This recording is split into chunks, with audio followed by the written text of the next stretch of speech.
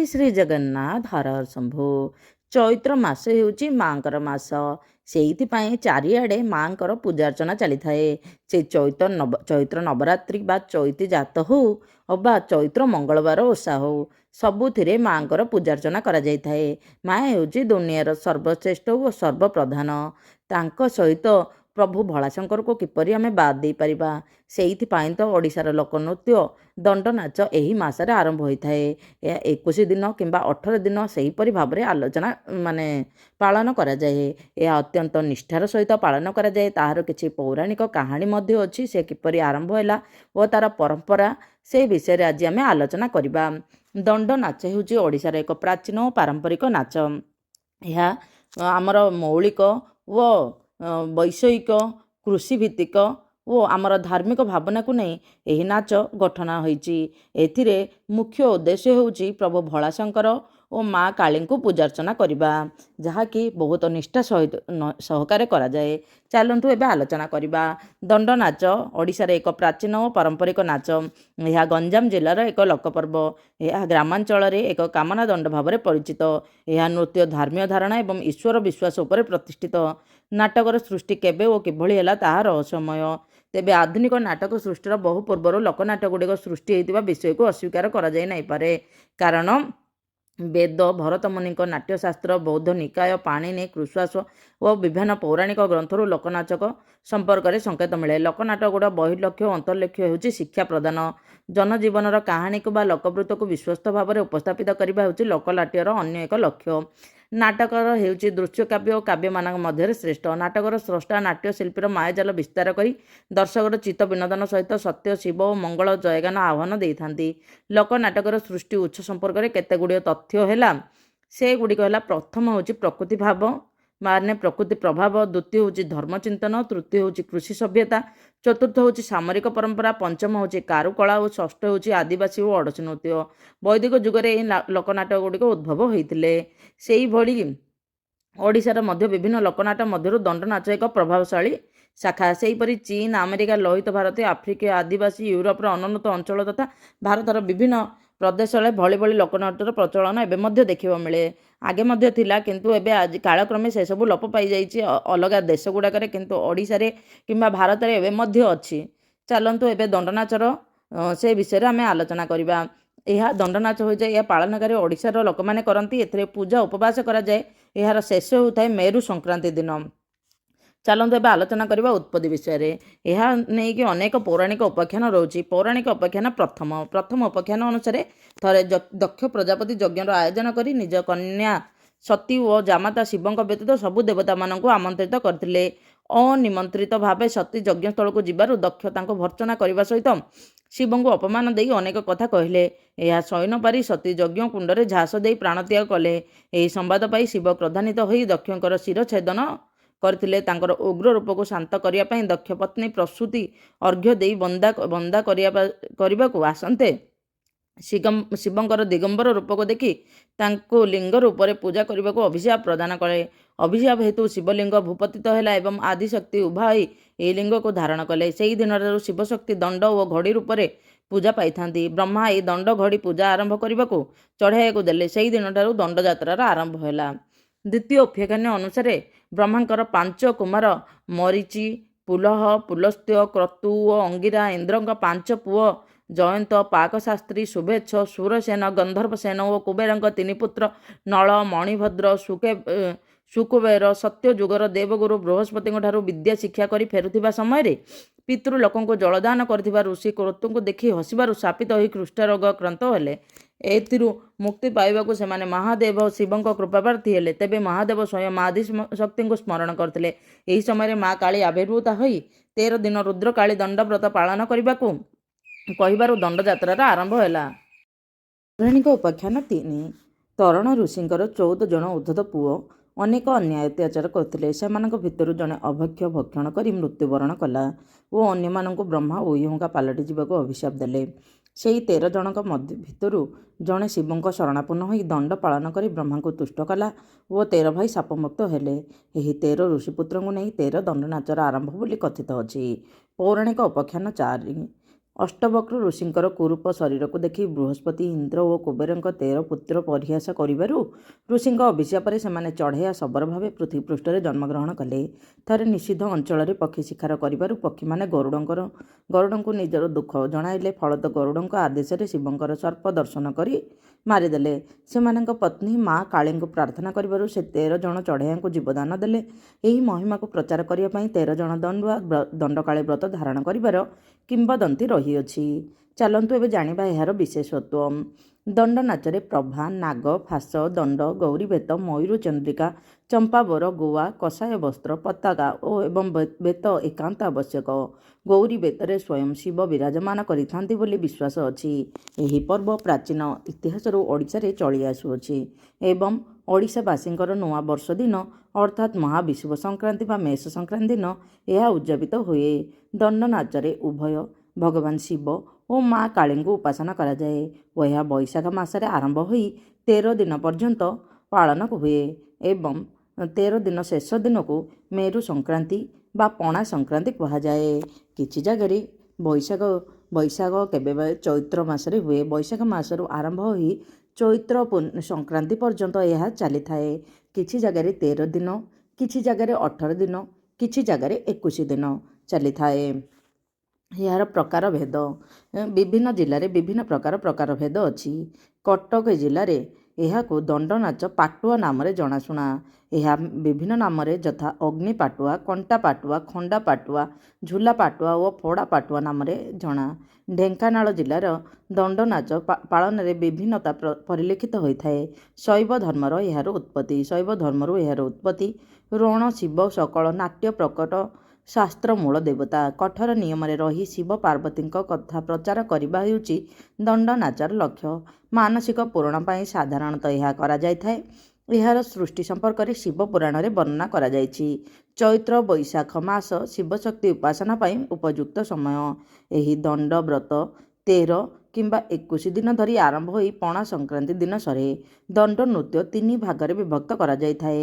ପ୍ରଥମ ହେଉଛି ଧୂଳି ଦଣ୍ଡ, ଦ୍ୱିତୀୟ ହେଉଛି ପାଣି ଦଣ୍ଡ, ତୃତୀୟ ହେଉଛି ଅଗ୍ନି ଦଣ୍ଡ ବା ରାତ୍ରି ଦଣ୍ଡ। ଗଞ୍ଜାମ ଜିଲ୍ଲାର ଦଣ୍ଡ ନାଚ ଏହା ସର୍ବପୁରାତନ ଓ ବହୁତ ମାନ୍ୟତା ରଖିଥାଏ। ଏହା ବହୁତ ପ୍ରସିଦ୍ଧି ଲାଭ କରିଛି ଏହାର ସ୍ୱତନ୍ତ୍ର ଶୈଳୀ ପାଇଁ। ରୋଗ ବୈରାଗ ନିବାରଣ, ପାରିବାରିକ କଷ୍ଟ ଦୂରୀକରଣ, କୃଷିର ଉନ୍ନତି ବା ମନୋକାମନା ପୂର୍ତ୍ତିର ଫଳସ୍ୱରୂପ ଶରୀରକୁ କଷ୍ଟ ଦେଇ 13, 18 ବା 21 ଦିନ ପର୍ଯ୍ୟନ୍ତ ମା ଦଣ୍ଡକାଳୀ ଓ ରୁଦ୍ର ମହାଦେବଙ୍କୁ ଧ୍ୟାନ କରି ଚୈତ୍ର ମାସ ପୂର୍ଣ୍ଣିମା ପରଠାରୁ ଭକ୍ତମାନେ ରହିଥାନ୍ତି। ପ୍ରାୟ 300ରୁ ଊର୍ଦ୍ଧ୍ୱ ଦଣ୍ଡ ଦଳ ମାନସିକ ଧାରୀ ଭକ୍ତମାନଙ୍କ ଗୃହ ସମ୍ମୁଖରେ ନୃତ୍ୟ ପ୍ରଦର୍ଶନ କରିଥାନ୍ତି। ଘୁମୁସୋର ଅଞ୍ଚଳର କୁଲାଗଡ଼ରୁ ଆରମ୍ଭ ହୋଇଥିବା ଦଣ୍ଡନାଚ ପରବର୍ତ୍ତୀ ସମୟରେ ଗଞ୍ଜାମର ଅନ୍ୟାନ୍ୟ ଅଞ୍ଚଳ ବିଶେଷ କରି ଶକ୍ତିପୀଠଗୁଡ଼ିକରେ ବ୍ୟାପିଥିବାରୁ ଜଣାପଡ଼େ। ହେ ଋଷିପୁତ୍ର, ଅଇଲେ ହର, ଦେଇଗଲେ ବର, ଅନ୍ୟ ସେବା ଛାଡ଼ି ଏ ସେବା କର। ଏ ସେବା କଲେ କି ଫଳ ପାଏ? ଉଷୁନା ଧାନ ଗଜା ହୁଏ, ଶୁଖିଲା କାଠ କଞ୍ଚା ହୁଏ, ଭଜା ମୁଗ ଗଜା ହୁଏ, ଅପୁତ୍ରିକ ପୁତ୍ର ଦାନ ପାଏ, ଅନ୍ଧ ଚକ୍ଷୁ ଦାନ ପାଏ, ଜରା ରୋଗ ଭଲ ହୁଏ ବୋଲି ବାଣୀକର ଗାଇ ଦଣ୍ଡ ନାଚ ଆରମ୍ଭ କରିଥାଏ। ପାରମ୍ପରିକ ବିଧି ଅନୁସାରେ 21 ଦିନ ପର୍ଯ୍ୟନ୍ତ ଆମିଷ, ମଦ୍ୟ, ନାରୀ ସଂସର୍ଗ ପରିହାରର ସଂକଳ୍ପ କରି 13 ଜଣ ଦଣ୍ଡୁଆ ବା ଭକ୍ତା ଗେରୁଆ ବସ୍ତ୍ର ପିନ୍ଧି କାମନା ମନ୍ଦିର ପୀଠରେ ଯାତ୍ରା ଆରମ୍ଭ ଦିନରେ ମଧ୍ୟରାତ୍ରରେ ଏକାଠି ହୁଅନ୍ତି। କାମନା ଘଟ ସ୍ଥାପିତ ହୁଏ ଓ ତାପରେ 2ଟି ବେତକୁ ଶିବ ଓ ଗୌରୀଙ୍କ ପ୍ରତୀକ ରୂପେ ସ୍ଥାପନ କରାଯାଏ। ଦଳର ମୁଖ୍ୟ ପାଟ ଦଣ୍ଡୁଆ ଓ ଅନ୍ୟ ଦଣ୍ଡୁଆମାନେ ଉପବୀତ ଧାରଣ ପୂର୍ବକ ବାଉଁଶ କାଠିକୁ ଘର୍ଷଣ କରି ଶିବାଗ୍ନି ବାହାର କରନ୍ତି ଓ ଏଥିରେ ନଡ଼ାରେ ତିଆରି ରମ୍ପା ବରକୁ ପ୍ରଜ୍ୱଳିତ କରାଯାଏ, ଯାହା 13 ଦିନ ପର୍ଯ୍ୟନ୍ତ ଜଳି ରୁହେ। କାଳୀଙ୍କ ଚିତ୍ରପଟ, ମହାଦେବଙ୍କ ପ୍ରତୀକ, ନାଗମୂର୍ତ୍ତି, ମୟୂର ପୁଚ୍ଛ, ପତାକା ପୂଜା ରୂପେ ଦଣ୍ଡ ନାଚ ଆରମ୍ଭ ହୁଏ। ଢୋଲ, ମହୁରୀ, ସାହାନାଇ, ଘଣ୍ଟ, ଶଙ୍ଖ, କାହାଳି, ଝାଞ୍ଜ, ଘୁଙ୍ଗୁର, ଘାଗୁଡ଼ି, ଦାସକାଠି, ରାମତାଳି, ଘୁଗୁଡ଼ି, ଖଞ୍ଜଣି ପ୍ରଭୃତି ପାରମ୍ପରିକ ବାଦ୍ୟର ତାଳେ ତାଳେ ଦଣ୍ଡ ନାଚ ପ୍ରଥମେ କାମନା ମନ୍ଦିର ପରିସରରେ ଆରମ୍ଭ ହୋଇ ପରେ ମାନସିକଧାରୀ ଭକ୍ତମାନଙ୍କ ଗୃହ ସମ୍ମୁଖରେ ଅନୁଷ୍ଠିତ ହୋଇଥାଏ। ଧୂଳି ଦଣ୍ଡ, ପାଣି ଦଣ୍ଡ ଏବଂ ସୁଆଙ୍ଗ ଏହି 3 କ୍ରମରେ ଦଣ୍ଡ ନାଚ ପ୍ରଦର୍ଶିତ ହୋଇଥାଏ। ଧୂଳି ଦଣ୍ଡ କ'ଣ? ଦିନ ଦ୍ୱିପ୍ରହରରେ ଧୂଳିଦଣ୍ଡ ପରିବେଷଣର କ୍ଷେତ୍ର ପ୍ରସ୍ତୁତି, ହଳ ଚାଳନା, ଧାନ ରୋପଣ, ବଛାବଛି, ଅମଳ, ଭୂମି ପୂଜା, ମନ୍ଦିର ନିର୍ମାଣ, ଲୁଗା ବୁଣା, ହଳଦୀ ବଟା, କୁଆ ଖୋଳା ଆଦି ପ୍ରଦର୍ଶିତ ହୁଏ। ଜଣେ କୃଷକ ପରିବାରର ନିଛକ କାହାଣୀକୁ ହସ ମଜାରେ ପ୍ରଚଣ୍ଡ ଖରା ତାତିରେ ପ୍ରଦର୍ଶନ କରାଯାଏ। ପାଣି ଦଣ୍ଡ ଧୂଳି ଦଣ୍ଡ ପରେ ଆରମ୍ଭ ହୁଏ। ପୋଖରୀ କିମ୍ବା ନଦୀରେ ପାଣି ଦଣ୍ଡ 6 ଆଙ୍ଗୁଳି ଲମ୍ବର ଆମ୍ବ ଡାଳରେ ଦାନ୍ତ ଘଷି ସ୍ନାନ କରିବା ପରେ 13 ଥର ବୁଡ଼ି 13 ଆଞ୍ଜୁଳା ପାଣି ଆଣି ଦଣ୍ଡୁଆମାନେ ଶିବଲିଙ୍ଗ ସ୍ଥାପନ କରନ୍ତି। ତାପରେ ବିଭିନ୍ନ ଉପଚାରରେ ପୂଜାର୍ଚ୍ଚନା ହୁଏ। ପଣା ଏବଂ ଲିଆ ଖଇର ପ୍ରସାଦ ପାଇ ଦଣ୍ଡୁଆମାନେ କିଛି ସମୟ ବିଶ୍ରାମ ନିଅନ୍ତି। ସନ୍ଧ୍ୟାରେ ଆଳତି ହୁଏ। ସନ୍ଧ୍ୟା ଆଳତିରେ ଯୋଗ ଦେଇ ଲୋକେ ନିଜର ଅପରାଧ କ୍ଷମା ପାଇଁ ପ୍ରାର୍ଥନା କରିଥାନ୍ତି। ଦଣ୍ଡୁଆଙ୍କ ଦେହରେ ମା କାଳୀ ବିରାଜନ୍ତି ବୋଲି ଲୋକେ ବିଶ୍ୱାସ କରନ୍ତି। ଅରୁଆ ଚାଉଳ, ମୁଗ ଡାଲି ଓ ପରିବା ମିଶାଇ ଅକଟା ଅଫୁଟା ଅଭିଷ୍ୟାନ୍ନ ପ୍ରସ୍ତୁତ କରାଯାଏ, ଯାହା ମା କାଳୀଙ୍କ ପାଖରେ ଭୋଗ ଲଗାଯିବା ପରେ ମଧ୍ୟରାତ୍ରରେ ଦଣ୍ଡୁଆମାନେ ଢୋଲ ଓ ଝାଞ୍ଜରର ତାଳ ତାଳେ ଭଜନ କରନ୍ତି। ଏଥିରେ ଅଛି ଅକଟା ଅଫୁଟା ଅବଟା। ଅଗ୍ନିଦଣ୍ଡ। ଏହାପରେ ଝୁଣା ଖେଳି ଦଣ୍ଡ ଦଳ ମାନସିକଧାରୀ ଘରକୁ ଆସନ୍ତି। ସ୍ୱପ୍ନାଦେଶ ପାଇଥିବା ଦଣ୍ଡୁଆମାନେ କଳା ପୋଷାକ ପିନ୍ଧିଥାନ୍ତି, ମୁଣ୍ଡରେ କଳା କନା ବାନ୍ଧିଥାନ୍ତି ଓ ରକ୍ତ ସିନ୍ଦୁର ଚିତା ଲଗାଇ କାଳୀ ପ୍ରଭା ଧାରଣ କରିଥାନ୍ତି। ଢୋଲ ତାଳେ ତାଳେ ଝୁଣା ନିଆଁର ପ୍ରୟୋଗରେ ଦଣ୍ଡୁଆଙ୍କ ଦେହରେ କାଳିକା ପ୍ରସନ୍ନ ହୁଅନ୍ତି। ଏହି ଅଗ୍ନିଦଣ୍ଡ ଫଳରେ ସେ ଚେତା ଶୂନ୍ୟ ହୋଇ ସାଷ୍ଟାଙ୍ଗ ପ୍ରଣିପାତ କଲାପରେ ଚେତା ଫେରିଲା ପରେ ଆରମ୍ଭ ହୁଏ ଦଣ୍ଡସୁଆଙ୍ଗ। ଦଣ୍ଡସୁଆଙ୍ଗକୁ ଦଣ୍ଡ ଚଢ଼ାଇ ନାଚ ବୋଲି ମଧ୍ୟ କୁହାଯାଏ। ଏଥିରେ ଚଢ଼ାଇ ଚଢ଼ାଇଣୀ, ଦକ୍ଷିଣ କାଳୀ, ଡୁଗୁଡୁବା, ଗଉଡ଼ ଗଉଡ଼ୁଣୀ, ସାପୁଆ, ଚହଟା ଦିଅର, ସିପାହୀ, ଢୋଲିଆ, ଉଲ, ବୀରାକାର, ଜଗାଳି, ରାଜଗୁଣିଙ୍କ ଚରିତ୍ର ମାଧ୍ୟମରେ ହାସ୍ୟରସ ପ୍ରକାଶ ସହିତ ବହୁ ଉପଦେଶ ଜନସମୁଦାୟକୁ ପରିବେଷଣ କରାଯାଇଥାଏ। ଏହିପରି 13, 18, 21 ଦିନ ବୁଲିବା ପରେ ଦଣ୍ଡ ଦଳ ବିଷୁବ ସଂକ୍ରାନ୍ତି ଦିନ କାମନା ମନ୍ଦିର ପାଖରେ ରୁଣ୍ଡ ହୁଅନ୍ତି। ସେଠାରେ ମେରୁଯାତ୍ରା ଅନୁଷ୍ଠିତ ହୁଏ। ମେରୁକୁଣ୍ଡର ଦୁଇ ପାଖରେ ବେଲ କାଠ ଦ୍ୱାରା 2ଟି ଖୁଣ୍ଟ ପୋତାଯାଏ। ସେ ଦୁଇଟିକୁ ଗୋଟିଏ କାଠ ଦ୍ୱାରା ସଂଯୁକ୍ତ କରାଯାଏ। ମୁଖ୍ୟ ଦଣ୍ଡୁଆ ସ୍ନାନ ସାରି ଓଦା ବସ୍ତ୍ରରେ ପ୍ରଭୁଙ୍କୁ ଦର୍ଶନ କରନ୍ତି। ତାହା ଦେହରେ କାଳି ଲାଗିଲା ପରେ ମା କାଳୀ ଆସିଲା ପରେ କେତେକ ଲୋକ ମିଶି ତାଙ୍କୁ ନିୟନ୍ତ୍ରଣ କରନ୍ତି। ଏହାପରେ ତାଙ୍କୁ ସେହି କାଠରେ ଅଲଟା ଲଟକାଇ ଦିଆଯାଏ। ତଳେ ଧୂଆଁର ଝାସରେ ତାଙ୍କ ନାକରୁ 3 ଡବା ରକ୍ତ ପଡ଼ିବା ପରେ ସେ ଅଚେତ ଅବସ୍ଥାରେ ସେଥିରେ ଝୁଲି ରୁହନ୍ତି। ତାଙ୍କୁ ନିକଟସ୍ଥ ଜଳାଶୟକୁ ନେଇ ତାଙ୍କୁ ଚେତା ଫେରାଇ ଆଣିବା ପରେ ସମାପନ ହୁଏ ଦଣ୍ଡନାଚ। ଏହି ଦଣ୍ଡନାଚରେ ଯାହା ଫଳ ମିଳିଥାଏ, ସେ ଫଳ ଗ୍ରହଣ କଲେ ସମସ୍ତ ମନସ୍କାମନା ପୂର୍ଣ୍ଣ ହୁଏ ବୋଲି ବିଶ୍ୱାସ ଅଛି ଓ ହୋଇଥାଏ ମଧ୍ୟ ପାଳନ। ଏହି ପର୍ବରେ ମିଶୁଥିବା ଭକ୍ତଙ୍କୁ ଦଣ୍ଡୁଆ ବା ଭକ୍ତା କୁହାଯାଏ। ଭକ୍ତମାନେ ବହୁ କଷ୍ଟ କରି ଶରୀରକୁ ଦଣ୍ଡ ଦେଉଥିବାରୁ ଏହାକୁ ଦଣ୍ଡନାଚ କୁହାଯାଏ। ଦଣ୍ଡନାଚରେ ମିଶିବା ଦ୍ୱାରା ମା କାଳୀଙ୍କ କୃପାରୁ ପାପ ଓ ଦୁଃଖ ଦୂର ହୋଇ ମାନବ ଶାନ୍ତି ଓ ଧନ ପ୍ରାପ୍ତ ହୁଏ ବୋଲି ବିଶ୍ୱାସ କରି ଓଡ଼ିଶାବାସୀ ଏହି ପର୍ବକୁ ପାଳନ କରନ୍ତି।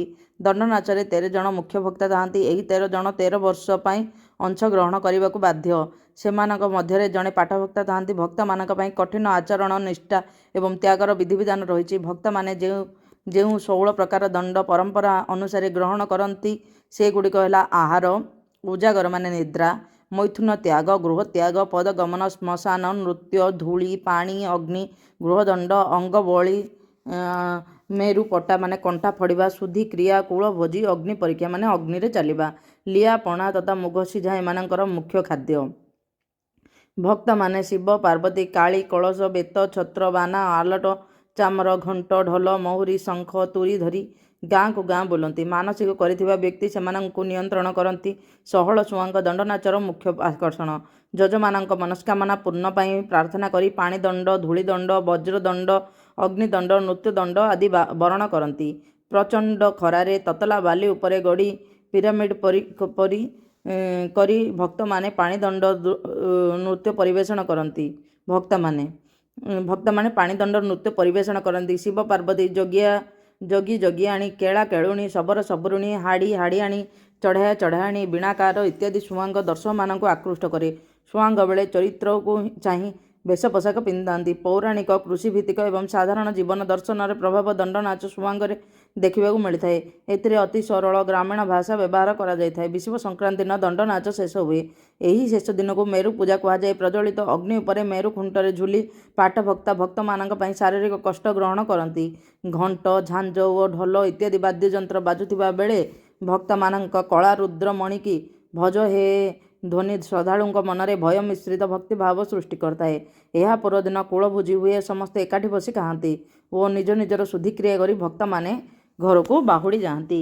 ଏହା ହେଲା ଆମର ଦଣ୍ଡନାଚର କଥା। ଆପଣଙ୍କୁ ଯଦି ଏହା ଭଲ ଲାଗିଲା ନିଶ୍ଚିତ ଭାବେ ଲାଇକ୍, ସେୟାର ଆଣ୍ଡ ସବସ୍କ୍ରାଇବ୍ କରିଦେବେ। କମେଣ୍ଟରେ ଜୟ ମା କାଳୀଙ୍କର ଜୟ ହେଉ ଲେଖିଦେବେ। ହେ ପ୍ରଭୁ ଶିବ ଶଙ୍କର ଦୁନିଆର ସମସ୍ତଙ୍କର ଦୁଃଖ ଦୂର କରନ୍ତୁ ପ୍ରଭୁ। ଆପଣ ସମସ୍ତଙ୍କୁ ଆଶୀର୍ବାଦ ଦିଅନ୍ତୁ ପ୍ରଭୁ। ହେ ପ୍ରଭୁ କୋଟି ଜନ୍ମ ପାପ କ୍ଷୟ କରନ୍ତୁ। ଜୟ ଶ୍ରୀ ଜଗନ୍ନାଥ ହର ହର ଶମ୍ଭୁ। ଏହା ରହିଲା ଆମର ଗଞ୍ଜାମ ପ୍ରସିଦ୍ଧ ଦଣ୍ଡନାଚର କିଛି ମୁଖ୍ୟ ପ୍ରସଙ୍ଗ। ଆପଣ ନିଶ୍ଚିତ ଭାବରେ ଏହି ଦଣ୍ଡନାଚକୁ ଅନୁଭବ କରନ୍ତୁ, ମାନେ ଏହାକୁ ଆପଣ ଗଞ୍ଜାମ ଆସି ଥରେ ଦେଖି ଯାଆନ୍ତୁ, ବହୁତ ଭଲ ଲାଗିବ ଓ ମାଆଙ୍କର ଆଶୀର୍ବାଦ ମଧ୍ୟ ପାଇପାରିବେ। ଜୟ ଶ୍ରୀ ଜଗନ୍ନାଥ, ହର ହର ଶମ୍ଭୁ।